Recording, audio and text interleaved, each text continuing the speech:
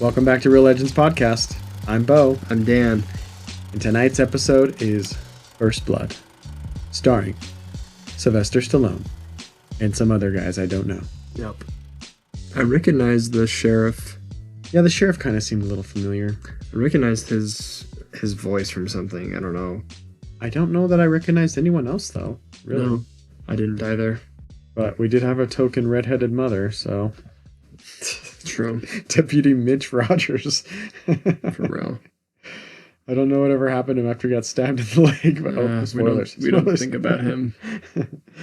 All right. Well, it's been a minute. We've been 2 weeks off, but we're back for another episode of Real Legends, and we're going to get into our spoiler-free thoughts of Rambo, or rather, First Blood, the beginning of the Rambo story.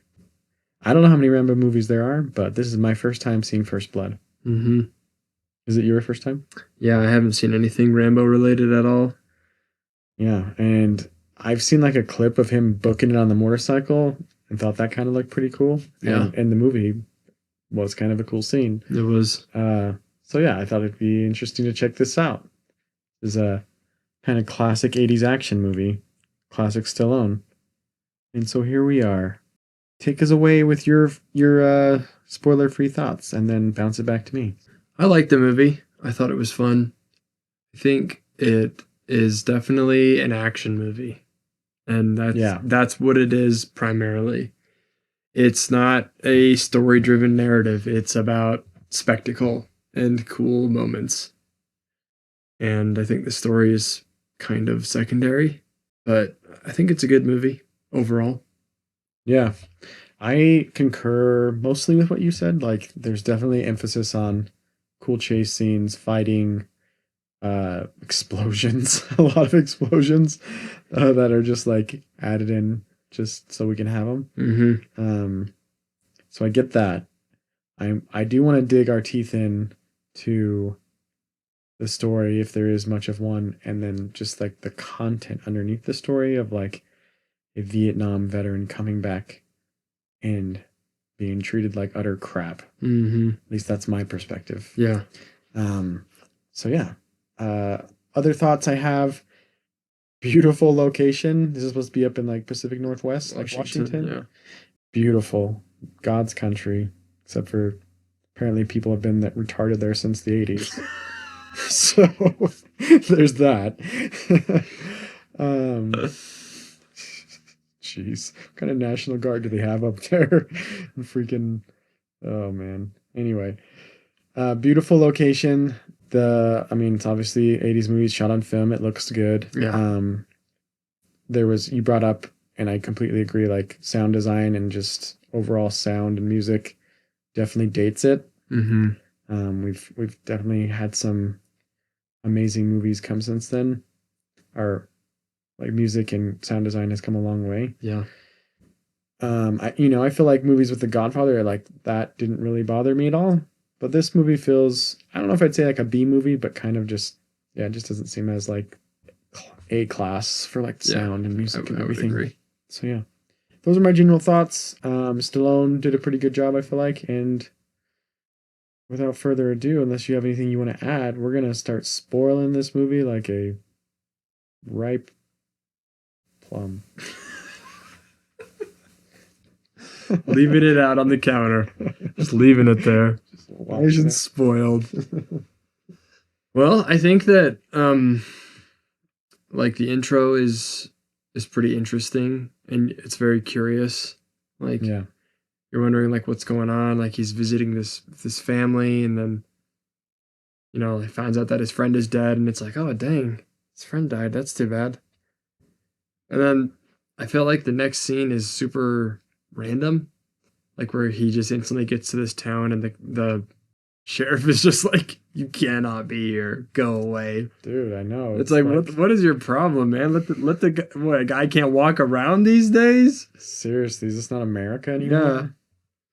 Yeah. And I feel like if he had just let him go, he would have found a place to eat and then probably just kept walking, and it wouldn't have been a big deal. But instead the sheriff had to be a jerk to him. Yeah. Go drop him off somewhere else, and Stallone did not like that. Yeah, take him to the edge of town. Yeah, I want to dig into this because this hits at the heart of a lot of like my ideology and beliefs just as American. And yeah, like I get where you're saying where it kind of transitions from like, oh, well, I'm here to see my friend. Oh, he's dead. And then he's like walking through town. I guess to me, it just kind of made sense. Like, well, I guess I'm just going onward. Like I have no car. I have no money really. I'm just going. So, yeah, not a welcoming town. No. The sheriff is nice to everyone in town. He talks to like 50 people before he meets Rambo. Yeah. But as soon as he meets him and sees that he has a Marine or a Army jacket, yes, Green Beret, right? And American flag and long hair, he's like treating him like a freaking hippie. Yeah. He's like, get out of here right now. You can't be in this town. Yeah. Like even in the car when he's driving him and Rambo's like, why are you pushing me? Because he's like giving him a lot of guff in the car. Yeah. I'm trying to remember what he says exactly. Do you recall? See, people like you don't belong in this town. Yeah. And he's really giving him a hard time. Like saying like, oh, is there somewhere to... Rambo's like, is there somewhere to eat? And he's like, yeah, there's a diner 30 miles up the road, completely out of town, obviously. Yeah. And it's just like, why are you treating me this way? Like, I don't get it. I've done nothing besides walk into your town in a free country. Mm-hmm. And so I felt a lot with that. Like that got to me a lot. I was like, at the very beginning of this movie with that scene, I was like, this is bullcrap. Like, I don't like this at all. I don't like this town. I don't like this guy. The sheriff, I guess more of just the sheriff and the treatment there, drops him off at the edge of town and expects him just to leave, turns around and starts driving, and then Rambo just starts walking back. And it's, and that's where all his problems began. Right. He shouldn't have touched him. Yeah. I mean, even there, like, so he tries to stop him from coming back into town, and it's like he doesn't really have any authority to do that. Like, John Rambo has broken no laws. Yeah. He's done nothing. And he puts his hands on him. Like, that was just bad police work. It was. And just a jerk move. It's true. And because Rambo doesn't let some officer grab him without no cause, he decides to arrest him and take him in for resisting arrest and vagrancy. What does that mean exactly? Vagrancy means that you're just kind of sitting around loitering. You're not really like going and doing something. You're just like sitting out on the street. A vagrant is another word for like a homeless person. Okay, but like he hasn't done that. No, he's just walking around. He's planning on buying a meal, so it's like he's contributing to the economy. I wonder if like, and maybe they missed that. I feel like they'd missed this at the beginning of the movie. Like when he sees him first, he says, walking around with a flag, with a shirt with a flag like that, you're not going to get treated well. And so I think that was supposed to be an insinuation that they don't like people who served in Vietnam. Right, like this town's against the war. Yeah. But I didn't pick up on that until the very end of the movie, where Rambo has kind of his moment where like he breaks down and talks about like his experience. Yeah. And so I feel like they maybe could have, I don't know, made that more clear, where it's like, oh, I see you served in Vietnam. You know, we don't want you bastards in our town, kind of a thing. Yeah. And like made it more explicit. Because to me, it just felt super, like you said, like absurd. Like, why are you treating me like this? This is dumb. I'm just wearing a shirt that has an American flag on it. Yeah. I don't know if we're supposed to just have better context. Like, oh yeah, like people in Washington were very against the war. Mm-hmm. And so when you see a Vietnam, I guess, retiree or veteran, rather, it's like it pricks their skin, I guess. Just wild. Mm-hmm. But yeah, I want to get into that end part where Rambo gives this kind of monologue. But that's at the end of the movie. So. That kind of it actually makes sense though, because I was sitting there like so confused why the cop was treating him like that. But now I understand, because it is because he is a veteran. Which is crazy though, because it's like, even if you're against the war and like I don't know, I shouldn't question this, because look at our society right now. Like people will yell and scream at you for anything that you do that's against what they think is right. Mm-hmm. Or, if you get sent out to a war, it's not really your choice where you go. Right. You're trying to serve your country. Right. I'm on Rambo's side, because it's like, this police officer treating him like crap. I'm like, bro, dude, this guy is a soldier for the USA. Like, why would you ever, and regardless if he wasn't, why would you treat someone like this? Just an American citizen. Just because, he's a free citizen in the USA, and this is just crazy. So there's a lot of sympathy for Stallone, and he like does not want to kill people. That's obvious. Like when he finally does like escape, I like the flashbacks too when he's like being tortured in Vietnam. He's like flashing back to those moments when they're trying to like shave him and that kind of stuff. Yeah. I thought that was kind of cool. And then he finally like escapes, and he could kill people, but he chooses not to. So you can see like his training is kicking in, and he's doing what he was trained to do. Right. But he's also using like some delicacy because he understands that the people that are around him are like his fellow citizens, and he's not going to try to kill Americans. Yeah, I want to hit a few points on that. So he's in the police station. They're abusing him. He fights back finally as his trauma's kicking in. He escapes. They ruthlessly pursue him, and there's a police officer that kind of has a vendetta since he was just a dick to him the whole time. Mm-hmm. It's the sheriff. Well, no, the other guy that ends up falling from the helicopter. Yeah, you're right. So Stallone's on the run. This police officer has a chance to shoot him, and he tries to over and over again. Stallone throws a rock back to defend himself. The guy falls out of a helicopter and dies. And even after that, which I was waiting for the movie to catch up with, like, is the pilot going to come testify and say, hey, this is what happened? Like, the police officer was like, he threatened to kill me and was shooting at John Rambo, who was defenseless. But that never happened, so I guess that's just not a part of the story. But I was waiting for, like, some, like, amount of, like, justice for Rambo. Yeah. Or, like, people to be like, no, like, it wasn't his fault. Like, he was being abused in prison. And then the guy tried to shoot him and threatened to kill me, the pilot.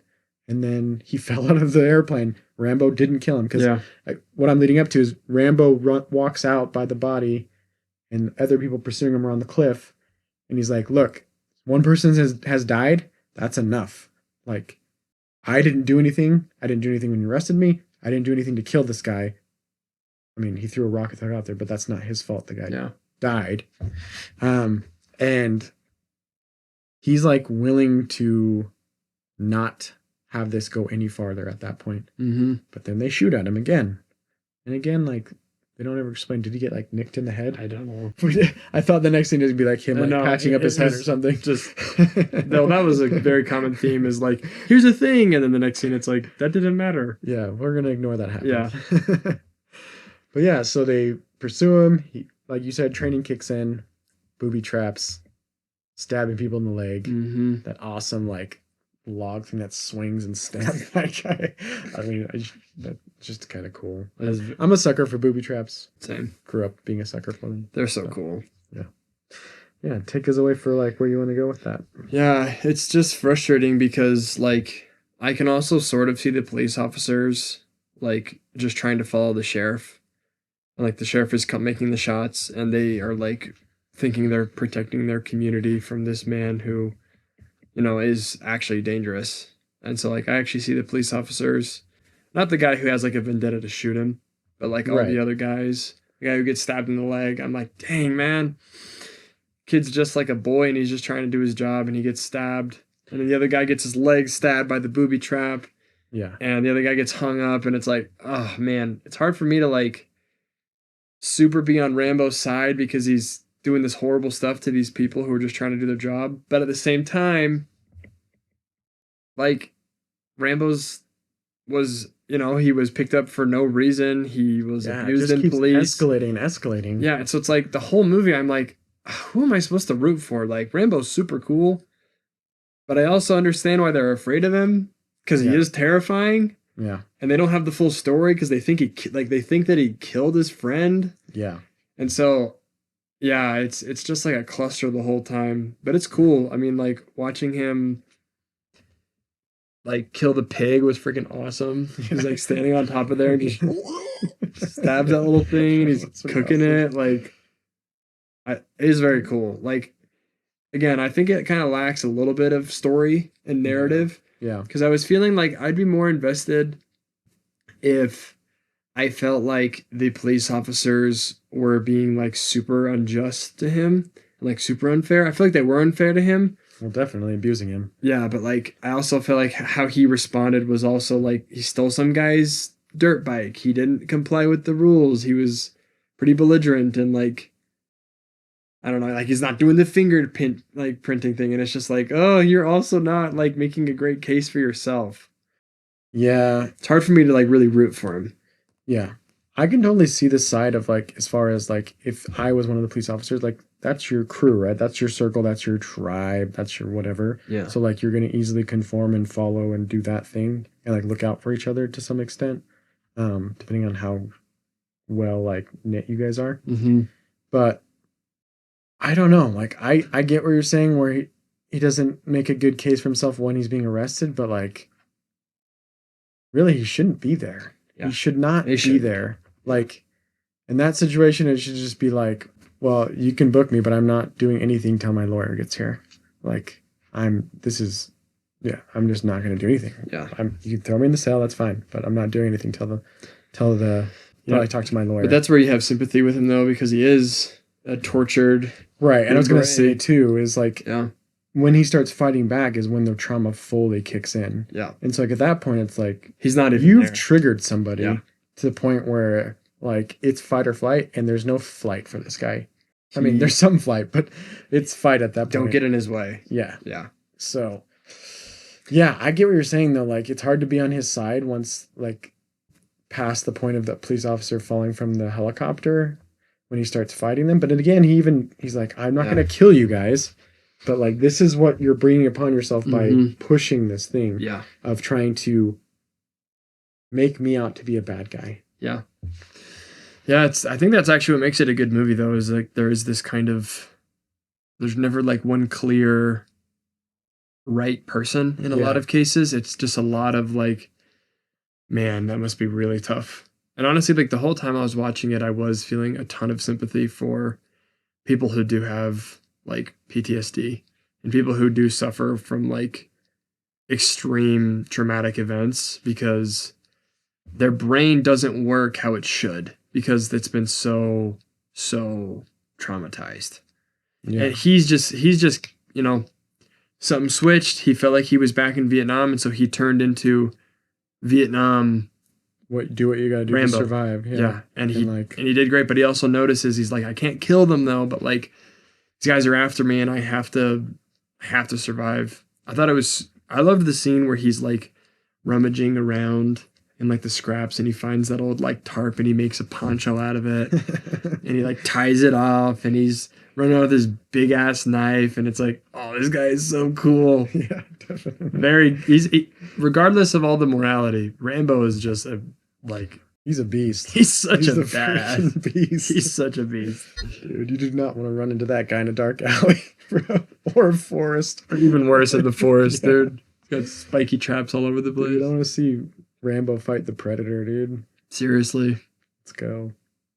The movie progresses with the National Guard coming in, him getting trapped in a cave.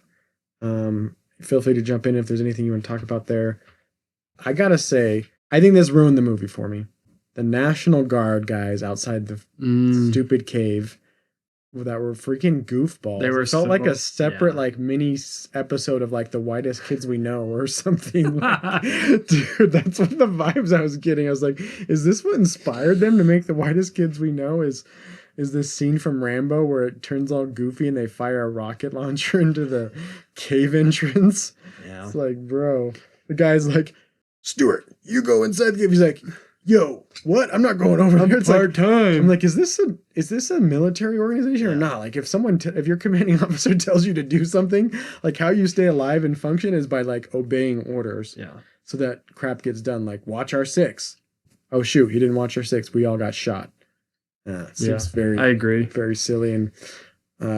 I think again that kind of goes with what I was saying before. I think that the movie is heavy on the action, light on the story, and a curveball of The Whitest Kids We Know. Yes, it doesn't care that much about the story, like per se. There's a lot of kind of winding, weird things that you're like, okay, And I feel like that was part of it too. The scene where he's actually in the cave though with the torch is very good. Yeah, it's pretty cool. The rats get on him, and you're just like, yeah, so and just gross. like, bro, if your torch goes out, or like, if you like run into a dead end, like, what are you gonna do? Mm-hmm.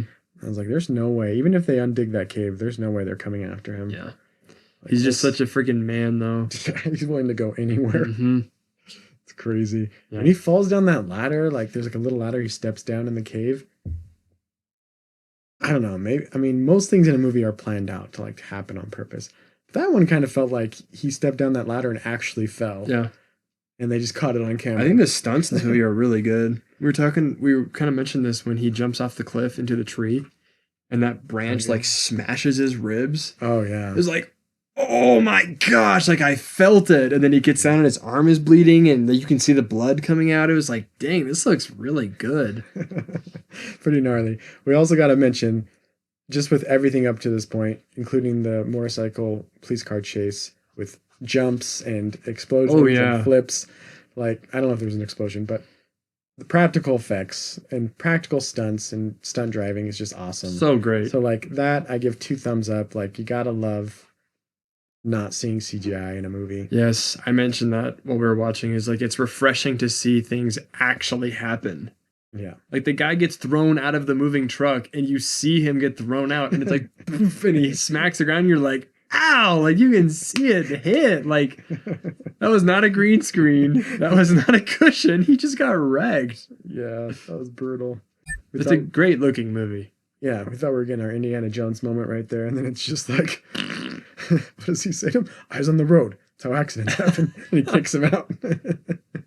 He says, what's in the back? An M60? Perfect. Get out. It's time to go. Yeah. I didn't do anything to you. Get out of the car. Exactly. That's why I'm not killing you right now. You consider yourself lucky. Yeah, Rambo's sick. He's dope. The more I'm talking about it, the more I like the movie, actually. Because I'm like thinking about it, I'm like, dang, that was a super cool scene. From there, we get into, he runs over a gas station and sets it on fire and blows up half the town, maybe even half the country. That scene was so... Like, why are cars just blowing up? You know it's only there because it's like, we need to blow something up. Yeah, we gotta... Who cares about the story? If it makes sense, blow it up. Have some more explosions in this movie. Like, yeah. We gotta go all in. Like, it makes sense that like the gas part blows up and the truck blows up. But then the convenience store also blows up and then all the cars in a row just start blowing up. Like, that's not how that works. Like, no. That's not how that works. You love it though. Fun stuff. You gotta love explosions. It's just like, the worst part is too with the worst part is with the exploding cars and things is there's no like story or action happening behind it or by it. Like, Rambo's not running from it, or like cops aren't like being pushed back by it, or like it's just like, well, let's show these cars blow up. Exactly. It's just a cutaway of the cars blowing up for just added explosions. Yep. Because of reasons. Yeah, exactly. And then Rambo gets the M60 and he's walking around with it, hip firing it at everything. And no one's in the town. There's no one around except for the one sheriff. Yeah. He's just shooting out lights and electrical boxes, and at one point just shoots the hunting store for no reason. Did not like the hunting store. And then he like lights the other thing on fire. The one with like all of the ammunition and stuff. Blows that up too.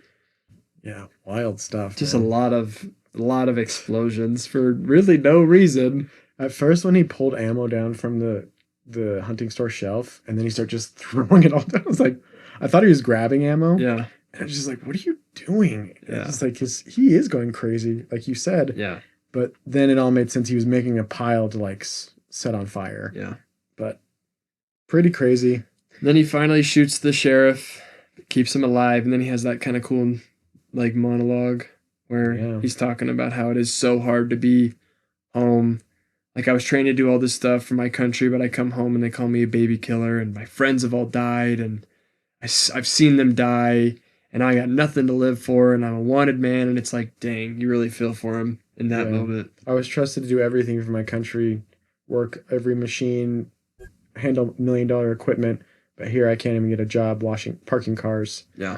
So it's like, and I'm treated like crap. Yep. It's just like, whoa, What a difference to walk from Yeah. trusted to do everything for your country and be fighting and flighting your whole time there to you come back and the country you were protecting and serving spits on you. Yeah. It's brutal. So it's just a big mess right there for him. And yeah, it's a big middle finger for our boy Rambo. There's some meat I wanted to dig into this. It reminded me of that podcast I actually shared with you. With Andrew Wilson. Andrew Wilson, yeah. Well, him and Joe Rogan were talking about how right now, like therapy, Wilson was like, well, I don't believe in a lot of that. I think a lot of it's like manipulation talk, and like obviously the medicine side is like completely wacko. Like we're just putting medicine into our bodies to fix our brains and different things. And I'll let him make his case for why he talks about that. But the point is, they bring up at one point, like, maybe what most men need, and maybe some need more help, is actually just one or two good friends. Like people need connection. They need someone that can be there for them and listen to them and have above surface level conversations and can actually ask them, like, how are you doing? Like, what's going with your job or your family on like a deeper level. And like, they can actually talk to them and, express some of the weight and stress of being a man out to other people.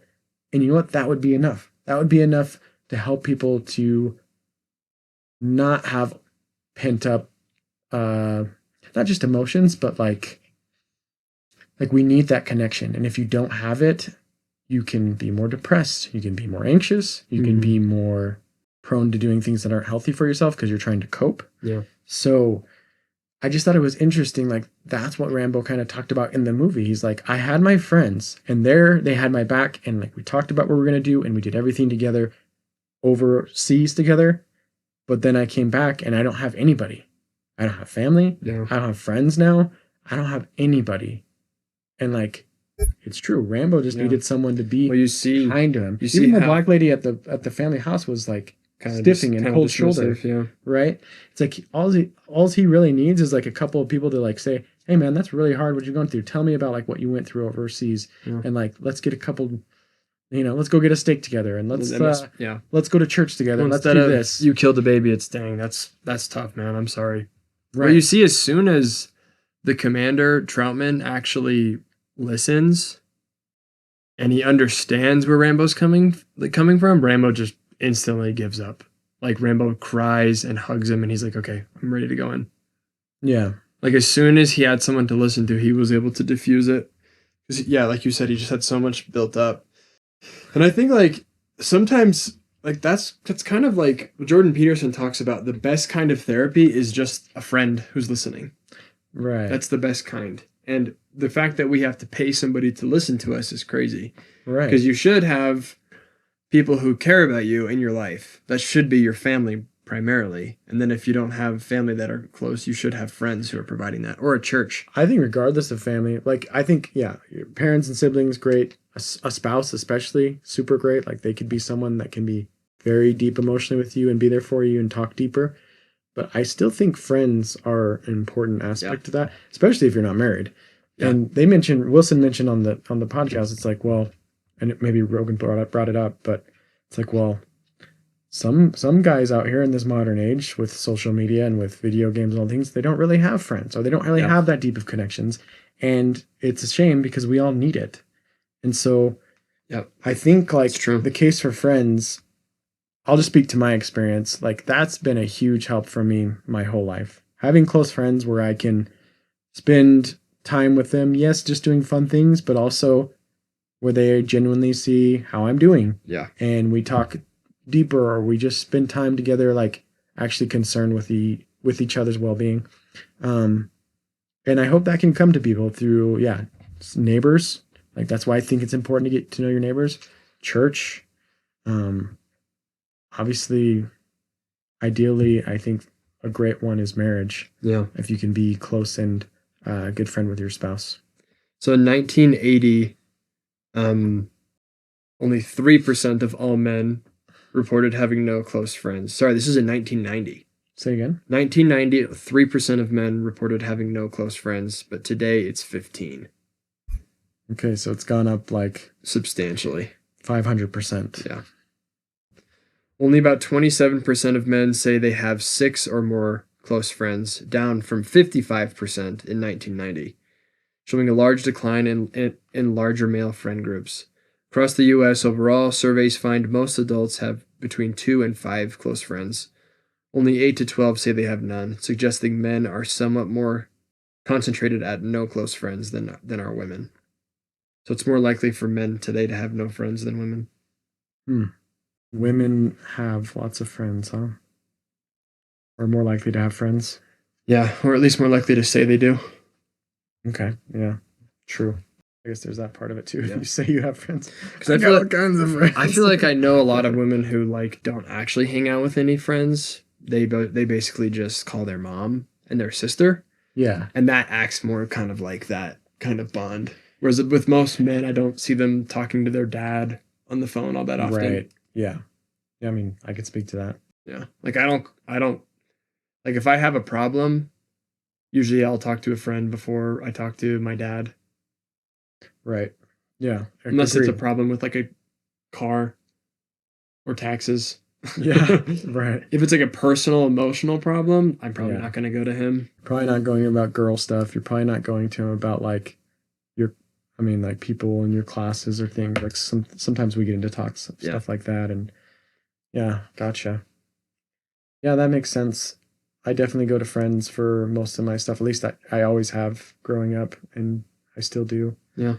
So yeah, Rambo, man. I think he needs, and I don't say this as a joke. Like I really think like he needs. We need community, and he needs a friend. Like we need to like look after people, and it makes me want to like look after people more. Like who's around here in my sphere of world in life that like just needs someone to listen more or to ask how they're doing or things, because it's just tough to see someone. Obviously, this is an extreme case, but tough to see anybody just not getting the connection they need, and that would solve a lot, I think. Yep. And if they're not getting it, then they will lash out. And unfortunately, men are more violent. And so I think in a lot of cases, like school shootings, those are typically boys. Like these boys are boys who don't have connection or friends. You know, these guys who are going out and committing all these crimes are probably searching for some kind of guidance or some kind of leadership.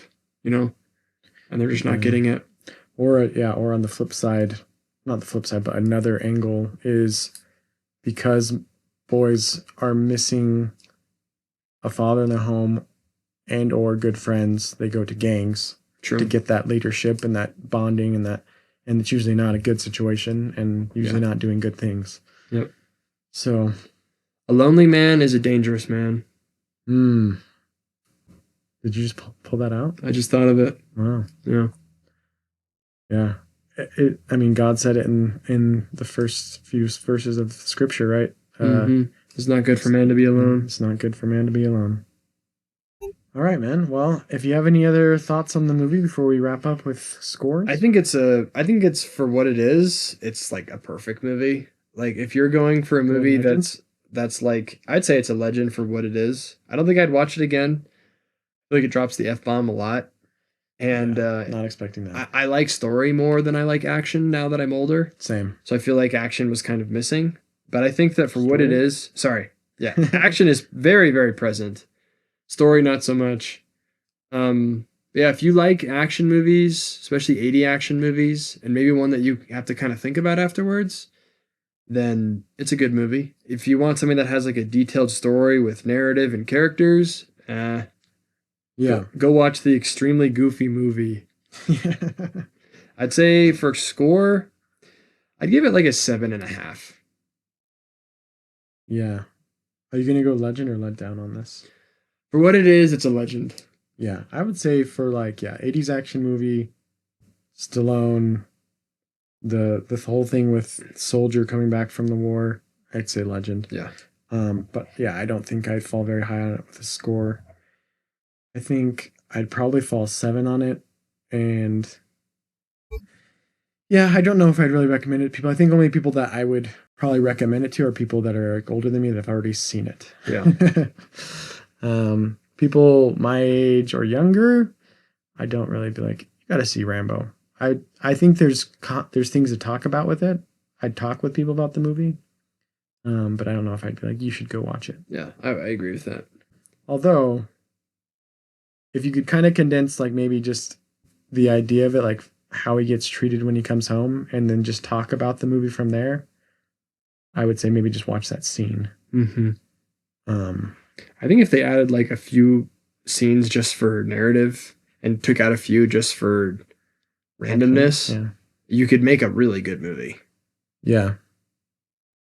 Yeah. Because I think the quality of it's very cool. Like the scene where he's like on the wall and the helicopter right next to him and the guy has a gun, like I think that's real. Yeah, it definitely is. Like the guy is in a helicopter and Stallone is on the wall. It's pretty cool. That's pretty great. Yeah. Pretty good production value there. Yeah. Yeah, if you're an action movie fan, Stallone fan, you probably will like it. You probably should check it out. So we'll leave it at that. But until next time, we'll see you at the cinema concession stand. Catch you on the flippity flop.